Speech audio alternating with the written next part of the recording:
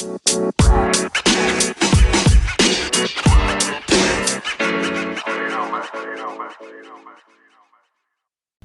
to Navigating Disruption. My name is Shaquille Barmal. I'm the CEO of Ocean Blue Strategic and partner with the Summit Group. I'm a coach, a speaker, and a consultant, and I help leaders, teams, and individuals build the character, competence, and confidence to navigate disruption. A few weeks into the pandemic, I wanted to get a sense of what small business owners were feeling. It was clearly a challenging time and they were under pressure, and just wanted to get a pulse. So I contacted a number of small business bankers and I just asked them what they were experiencing. And one conversation in particular struck me. A banker said to me that he was basically seeing two types of customers. He said there's a group of customers that are clearly in panic mode and are looking to the bank to help them survive, looking for money, looking for financing to see them through. And then there was another group of customers that were having a challenge, but were seeing an opportunity in this challenging time to relook at their business. And while they did need help to survive, they were not pushing for and seeking as much financial assistance from the bank itself than the other group. And what was interesting was the banker said in many instances, these two types of customers were in the same industries and were facing the same set of circumstances. So really, he said what was different about these two types of customers was their mindset. One group was feeling that they didn't have a way to continue and survive, whereas the other group actually thought they were going to use this time to get better. So I wanted to do a little bit of research and reading around what drove that difference between these two groups. And I identified a number of characteristics that put together I call a resilient mindset. First of all, it's the capability to look at a problem straight in the face. And while feeling the pain and the anguish and the challenge of that problem, to at the same time be able to look beyond the problem and see things getting better, seeing a better end state. The next is the ability to regularly learn, unlearn, and relearn. It's the capability of not clinging to the patterns of behavior that made you successful in the past and recognizing that as times change, we all have to learn new things and let go some of our past practices. It's also the ability to focus intensely on those things that you can control, those things that you can make an impact with. And be able to put aside those things that you can't influence, those things that are distractions. And finally, it's tenacity, the ability to not be beat up when things fail. Yes, perhaps you fall down, but it's the ability to pick yourself back up, fine tune, and try again. And those were the characteristics identified, which I call a resilient mindset. So I was curious, where can we see this in action? And so I was very grateful to find two very different small business owners that I feel had a resilient mindset. And in today's episode, I'm going to share with you my conversation with them. So let me introduce our guests today. First, Aliya Bhatia. She is a startup entrepreneur. She's the co-founder and CEO of Paw Swap Services, a platform to enable the building of community of dog owners by helping them swap dog sitting services. She further evolved the business to inspire and plan events to be more inclusive of our four-legged best friends. Aliya is also the creator of Get Social Box, an initiative that was launched in March that helped Vancouverites stay social during the initial days of the COVID-19 lockdown. Aliya started her career in the hospitality industry. She ran hotel chains such as the Best Western and Hilton, and prior to this received her Bachelor's of Commerce degree, majoring in hospitality and tourism from Ryerson University. Now, Rajan. Rahim is the principal owner of Delhi Enterprises, a food service which caters to the community on the University of British Columbia campus. In the past year, his primary focus has been on the strategic development and growth and expansion of this business. He is also the principal at Cedric Hospitality, where he shares his experience in and passion for the hospitality industry with a variety of clients as a consultant. Rahim has grown up in an entrepreneurial family operating in the retail, wholesale, and food service businesses. He completed his Bachelor's of Commerce at UBC, and after a few years in the private and public sector, he joined the family business in his late 20s and has been an entrepreneur ever since. Stay tuned for my conversation with Aliya and Rahim. Thank you, Aliya. Thank you for joining us. Thank you. Rahim, welcome. It's great to have you here. Thanks, Shaquille. It's great to be here. Aliya, can you tell us about your business as it existed in the months before the pandemic was announced? What were you doing? What were your plans? What was on the horizon? So we originally, when we launched as an app that connected dog owners so they could swap pet sitting services. And right before the pandemic, we had actually just pivoted to be more event-based. So we ended up changing a lot of our marketing model to be more centered around promoting and inspiring dog-inclusive events and activities. So we had things like the canine coffee crawl and poses and pups, just anything that you could do, but you can bring your dog. And we were just about to announce 20,000 square foot party for dogs in Yale Town called BYOD. And that was just about to be announced. So we had sponsors confirmed, we had vendors.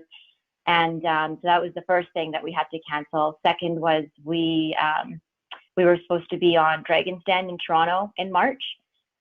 So we had to obviously cancel that. Oh, no. Yeah, and then finally we were working on a new algorithm for the app, and we were expecting government grant for that. So we were just finalizing the paperwork, and because of COVID, the government funding went towards anything that was COVID related. So that's where we were before, and that's where we are or were right after. Wow. So I have to dig a little deeper there. Tell me about how you were feeling. What was your mindset when this all happened? Because you went from a period of lots of excitement, Dragon's Den, government grant, new algorithm, to all of a sudden everything came to a halt or a standstill. What was your mindset? What were you feeling? I kind of relate it to the 5 stages of grief. Okay, yeah. So, at first I was going through denial, and then I was angry, and then I just felt defeated and scared, and I remember I had just felt like I had failed, and I went to my dad and I said I failed, and he's like, everyone is failing right now, Aliya. And I think just knowing that it wasn't just me, that everyone was going through the same thing, acceptance came, and then I literally just called everybody that I knew, and I said, hey, what are you guys doing? What can we do together to make some kind of impact, or just help people going through tough times right now? And that's how Get Social Box was launched. Yeah. Wow. So I'm going through the stages. You went to your parents and you told them how you were feeling, and they were the first step in pulling you out a little bit. Thank goodness for our parents. Yeah. And then you started engaging with other people and finding out what they were going through, and started then get creative and talk about what you could do together.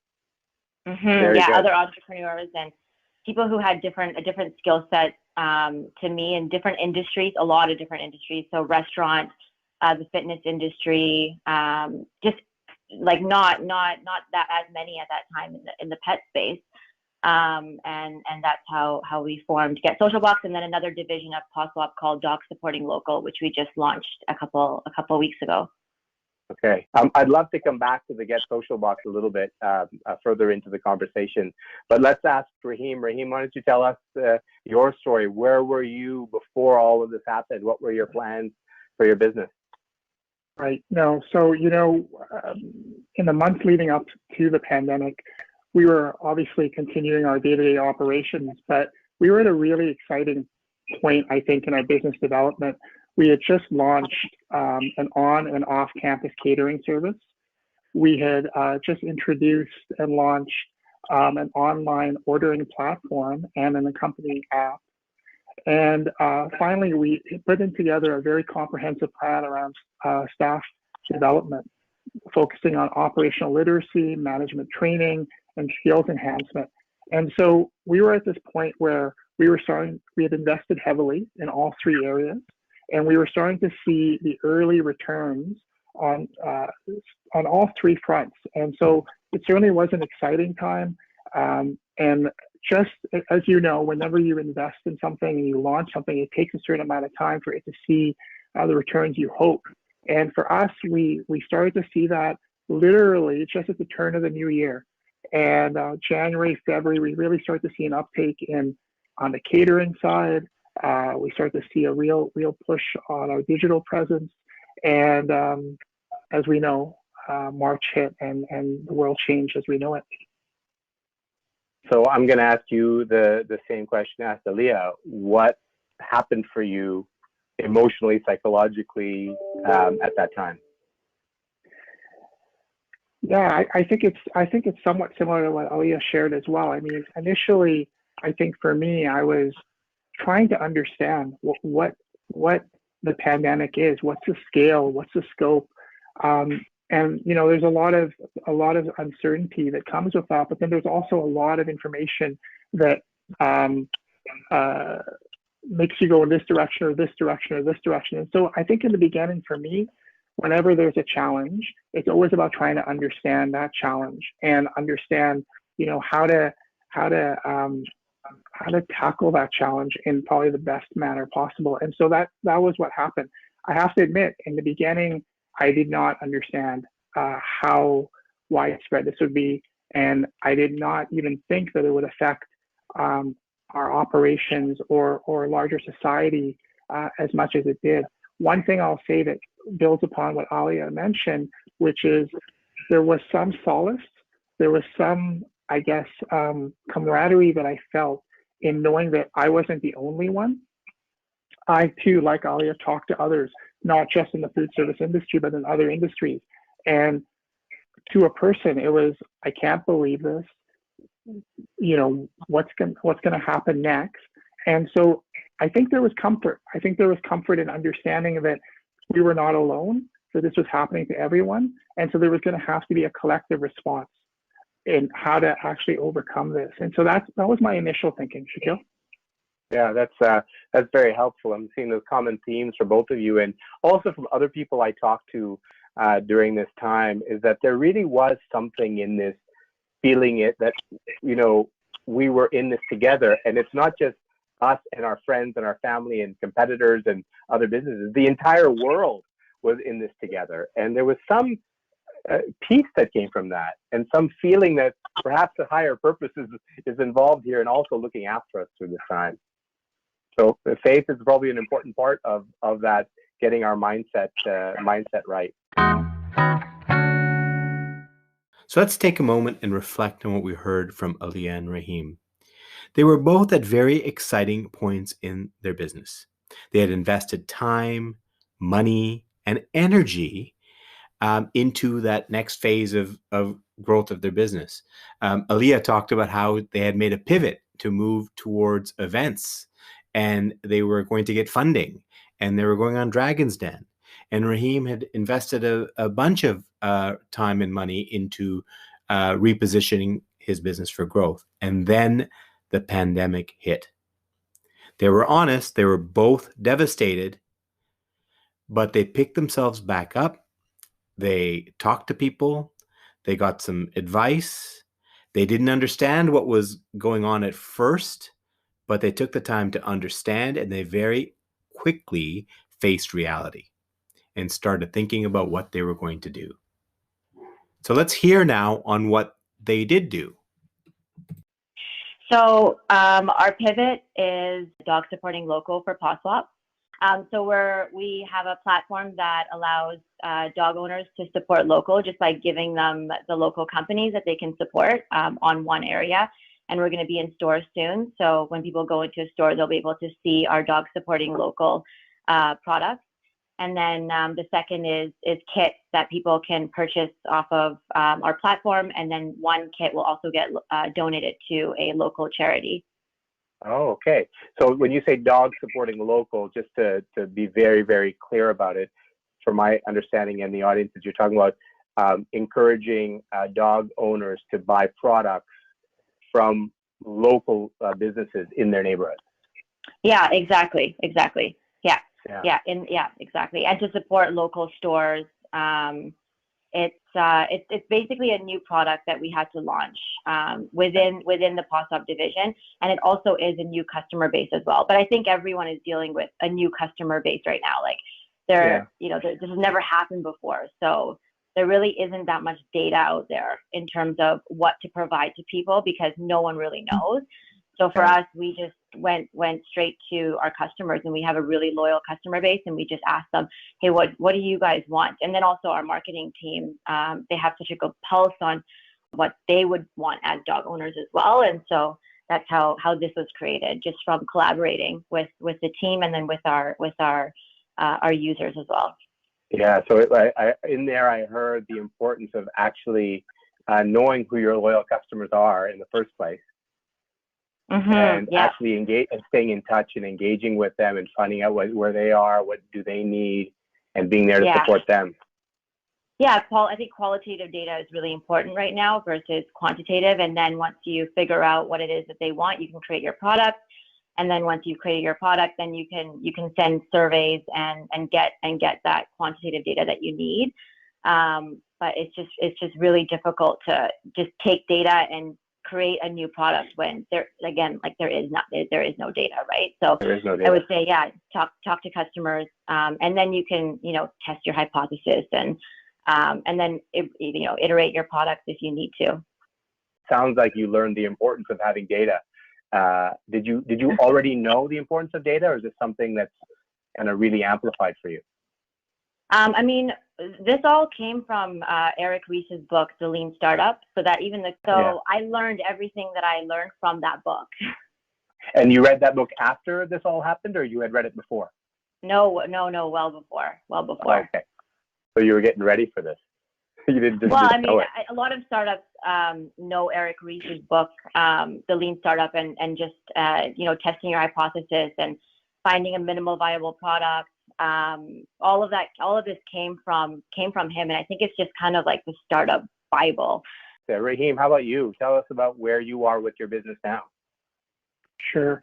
I think, Shaquille, for me to talk about that, maybe I'll take a minute to talk about the path we took to get to where we are today. Sure. And at the outset of the pandemic, like I said, there was a lot of uncertainty. We were trying to understand, and as that understanding grew, we started to look at what different options there were in front of us. And obviously one of those scenarios that we considered was the suspension of operations, which, as everyone knows, happened for a lot of businesses mid-March, be it by government order or by personal choice or whatnot. And so for us, after the suspension of operations, my first concern obviously was around our staff team and, wanting to ensure that they had safety and security through this period was a primary concern. And after that, I think it became really clear that we had two pathways. We could certainly sit and try to wait this out and just hopefully resume our operations and our MO the way we had continued to do for the last few years, trying to build on some of the new constructs we put in place prior to the pandemic. Or and this is a path we eventually took, we could actually say this is an incredible opportunity to dig in, to start turning over rocks and looking at, are we really as efficient? Are our operations as optimal as they can be? Have we explored all the opportunities that might be out there? And so, and that sounds very carpe diem. So let me be very clear that there was a lot of anxiety. There was a lot of uncertainty during all of these, especially during those early days. So as great as it sounds, we kind of rose from these ashes, if you will, with a choice. And the choice was to really try to seize the blessing, if you will, the opportunity we had to try to become a better operation, try to expand what we could do. And so that sort of leads into sort of our next, I think, round of action as a team. And we really started looking internally first within our operations. How could we improve our food costing, our labor costing? How could we look at our processes? Everything was touchable. There was nothing that we didn't leave unscathed. And so we really took a very hard approach to that. And then from there, I think for us was, now that we've looked at this and we've seen and identified areas, we started looking at what else is out there. What are other organizations doing? What we started considering, how are our customers' needs changing? And Aliya talked about reaching out to her clientele. And one of the things I feel very blessed and fortunate for is having a very loyal and engaged clientele. And we certainly reached out to them and reached out to our supply chain partners and, gleaned on institutions like the BC Restaurant and Food Service Association and other partners. We tried to understand best what was happening, where were there opportunities, and then we started to look at what the future might hold. And we started to consider the evolving needs of our present customers, potential customers. What was the future of work going to be, both on campus and off campus? And how did we try to incorporate those things in any pivot we took? Mm-hmm. Wow, so that's quite a journey you went through in a very short period of time. So you, first of all, focused on the opportunity to relook at your business operations. Where were there efficiencies?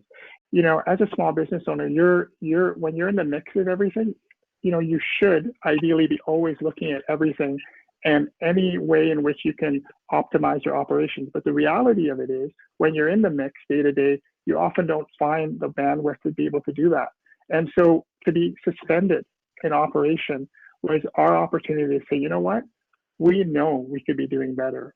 And now we have this opportunity to actually go in and really, really dig, uncover, and try to find the truth behind everything. And so for us, it wasn't as much about cash flow as it was about looking at creating a stronger operation when we did resume operations, about trying to take this time and really, really find the blessing in all of it. Right.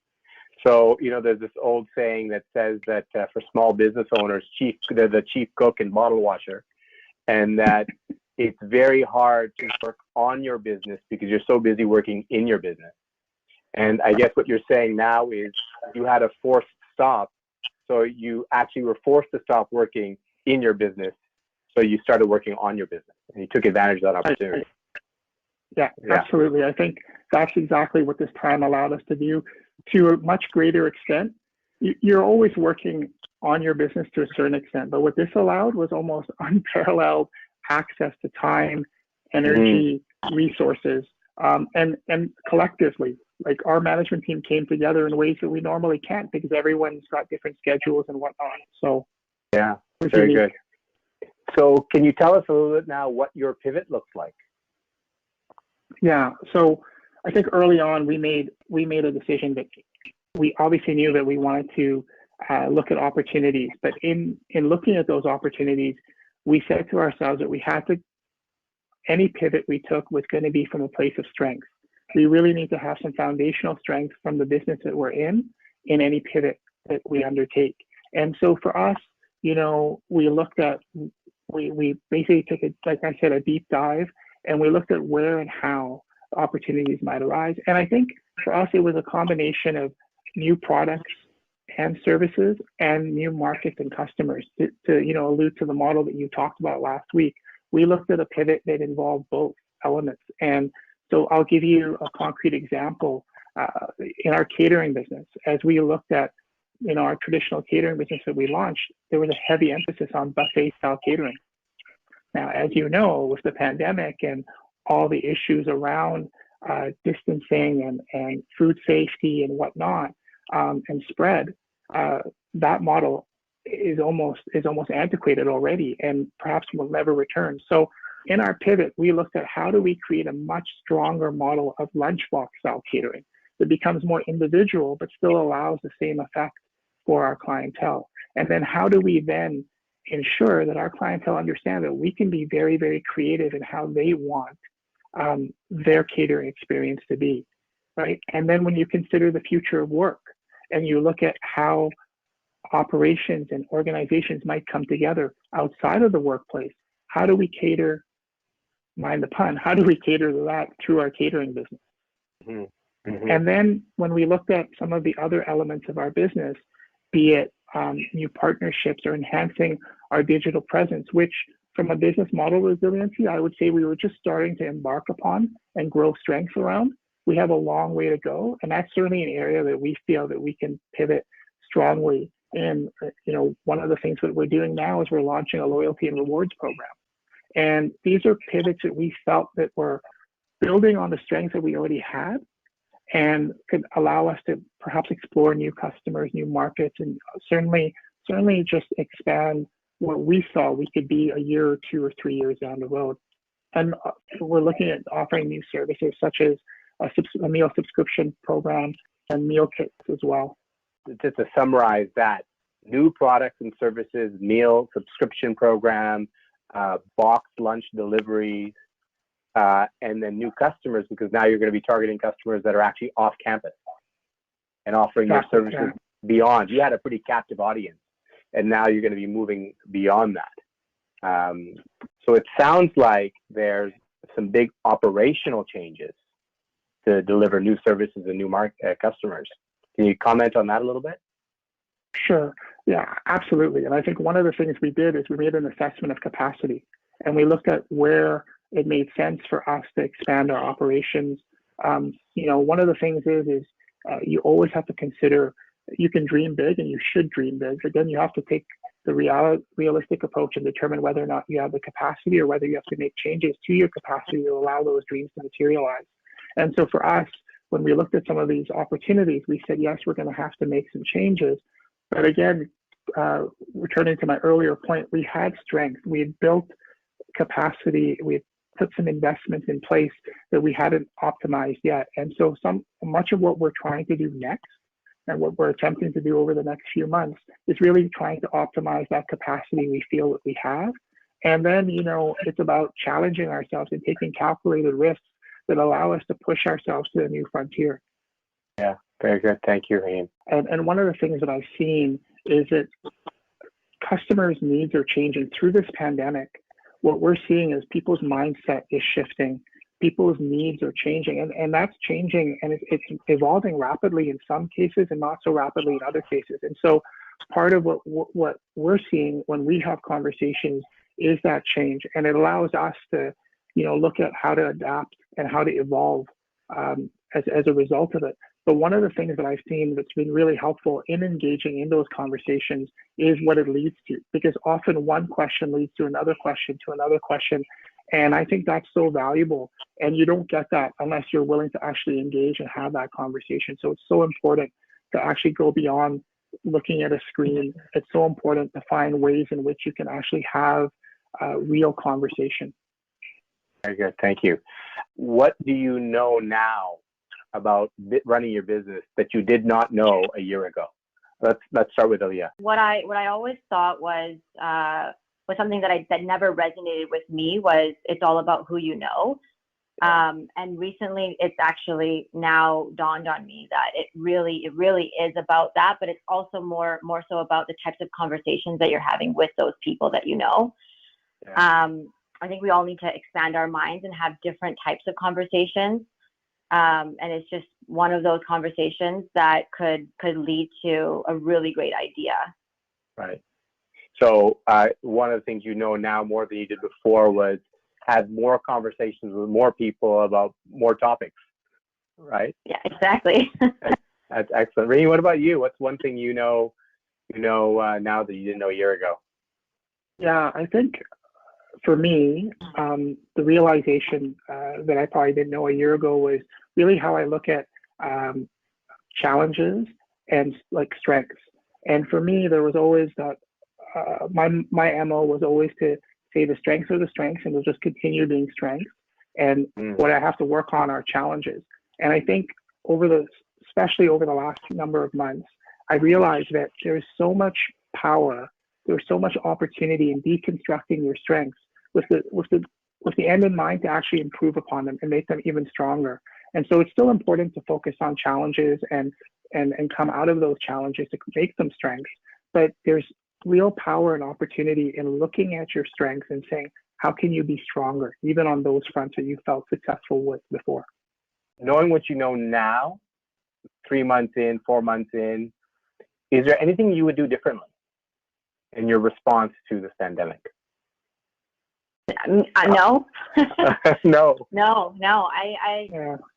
I know that sounds like, oh, I never make mistakes, and I do, but I learned so much from those mistakes, and I did make a lot of mistakes for sure. There's a lot of things that I learned, but yeah, I learned from those mistakes. So I wouldn't do anything differently.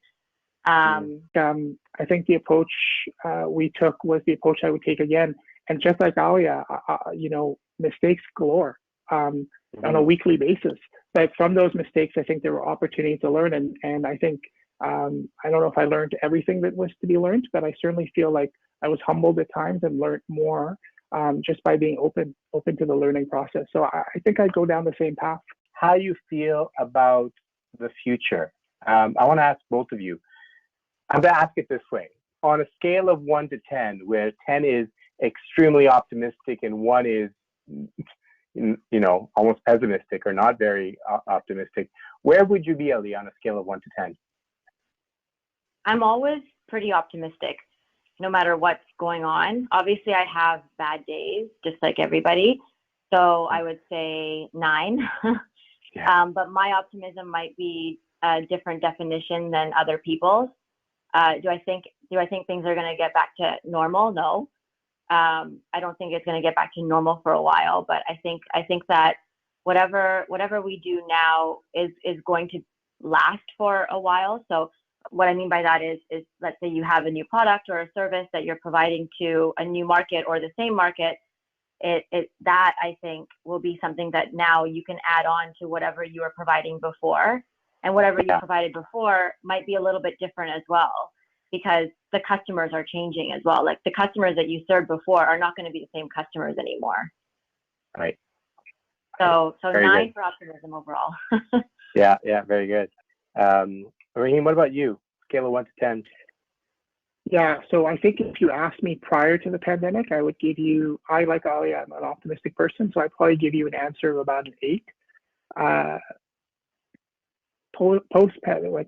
Through the pandemic, I actually feel like my optimism has increased, which I know sounds ironic. But I think because of the process we've gone through, because of having to dig deep and really find that inner resiliency and institutional, organizational resiliency, I actually feel more optimistic today than I did 6 months ago. And so I'd look at a 9, and sometimes I feel like a 10 when I'm really feeling like we're moving in the right direction. But certainly, and look, there are days when I scared, but there are other days when I really, really feel, and most days I feel very, very confident and optimistic about the future, knowing that there'll be mistakes along the way, knowing that I'm going to be eating humble pie many times in the days and weeks and months ahead, but also knowing that there's a real opportunity for growth and expansion and exploring new ways and frontiers. I want to thank you both for taking the time to share your experience. You were so honest, candid, down to earth, vulnerable with us. And I'm sure the audience really appreciates that. Thank you for taking the time to do that. Thank you, Aliya and Rahim. I had a chance to catch up with Rahim and Aliya a couple of days ago, about, I guess, 2 months after I first spoke to them. And here's what they had to say. it has not been without challenging times, I think, not only for me, but for others as well.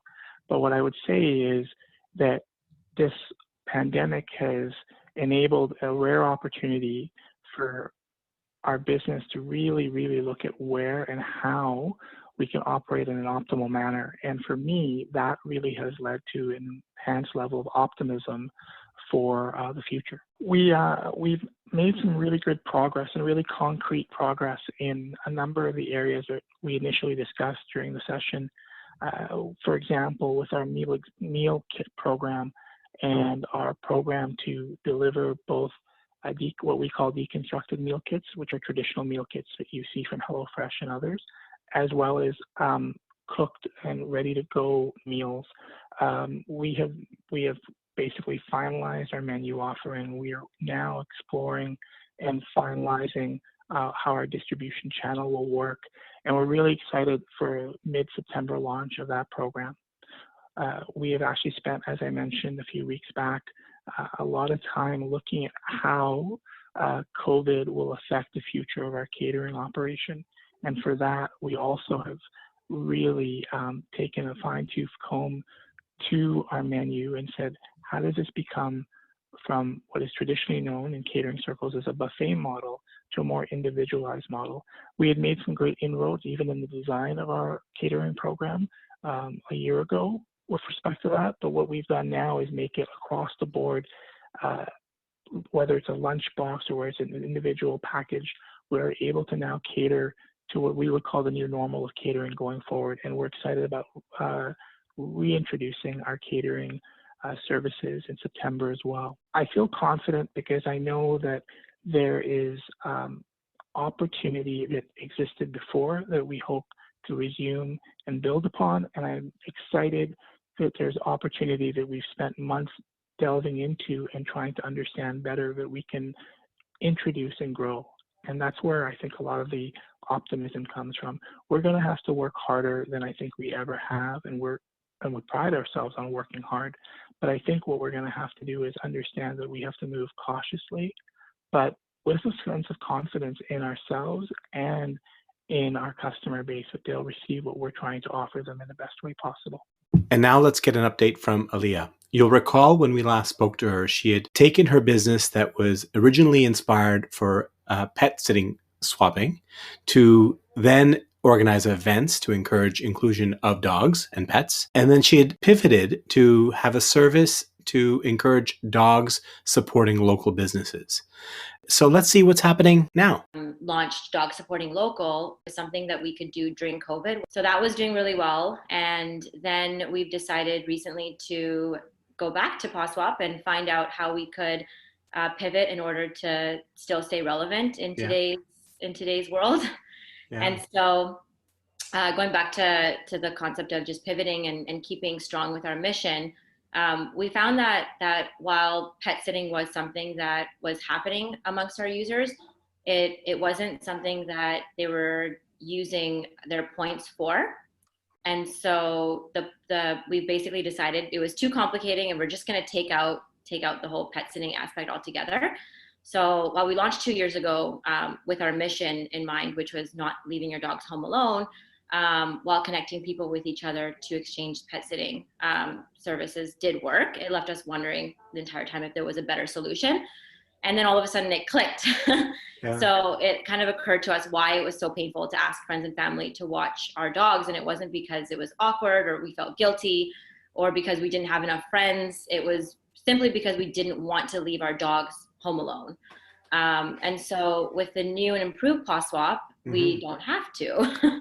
Okay. So users now have an opportunity to find events, activities, and businesses, which is the new element that we've integrated into our app that welcome our four-legged best friends. So with PawSwap, people can now discover all of the dog-friendly restaurants, coffee shops, clothing stores, hair salons, etc. nearby that are open to having your four-legged best friend join you.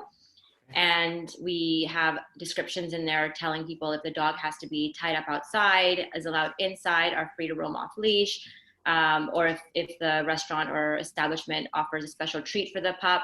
So now they can actually bring their dog everywhere they go. And then when they bring their dogs there, they get points by checking in at those locations. Okay. And the points are redeemable at the restaurants and coffee shops, etc., as well as other rewards for their dog. Oh, so when we last talked, you had actually already started moving into this business of helping people take their dogs places, but you still had the core business running, which is the swapping the dog sitting services. And now you've basically abandoned that original business that got you started in the first place. And in fact, you're doing a very different thing, which is instead of finding a way to leave your dog behind, you're finding ways and helping people find ways to take their dogs with them. Exactly. Wow, that's very cool. Very different approach. And this all dawned on you as you were trying to figure out what your plan going forward was. Exactly. Yes. And even without COVID, this pivot is something that we know our users have always wanted. It just never occurred to us how we could get there. And we thought it was by connecting them with more people that they could leave their dogs with. But it's really not that. It was that they don't even want to do that. They want to bring their dog with them everywhere. So the events, the activities, things like doggy boot camp. So now they can go to doggy boot camp, which is different sponsors are part of that, but and put on by like Equinox, for example. But they can actually bring their dog now to their workout instead of going to the gym and leaving their dog with a friend or neighbor. And then we have Barks and Brews. So instead of just going to the bar, you can actually go to a local brewery and you can bring your dog with you. So everything just comes around full circle, and it all fits and makes sense now. And our community, we know, is going to be really excited about it. We're actually launching it today on National Dog Day. Congratulations. Yeah. Yeah. So exciting times. Yeah. So it's still about community, but before, your community is around was dog owners just with each other.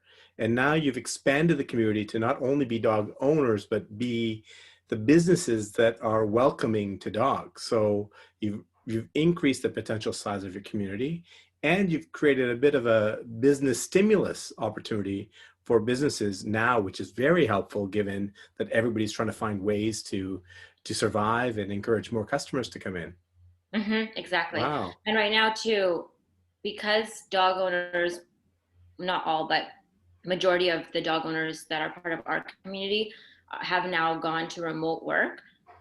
So they're not actually having to go to work. And so their dog is so used to them always being around, even leaving them for 2 hours while they've been home all day long is a struggle. Yeah. So being able to now take your dog even with you when you're going to a restaurant, and having one platform to get all of that is something that we think is a good pivot given the current situation. So it's almost like your new business is much more COVID friendly than was your old business. 100%. Thank you very much for taking the time to give me an update. I'm really glad that we were able to connect, and look forward to touching base with you again as things progress. But congratulations. Well done. Thank you. So there you have it. Resilient mindset. I enjoyed that conversation. I hope you did as well. Both Aliya and Rahim faced the situation that the pandemic brought about head on. They took action. They focused on what they could do. They learned new skills. They captured new knowledge, and they did some research and talked to people. They recognized what they did before may not work in the future. And they also recognized that they made mistakes, and they're learning from those mistakes. So one of the things that really strikes me, that I wonder if it strikes you, is that really there's nothing special about Aliya and Rahim. They're regular people. They're very nice people. They're very smart people. And they're driven people. But they're regular people, which is a great example to all of us to recognize that a resilient mindset is available to everyone.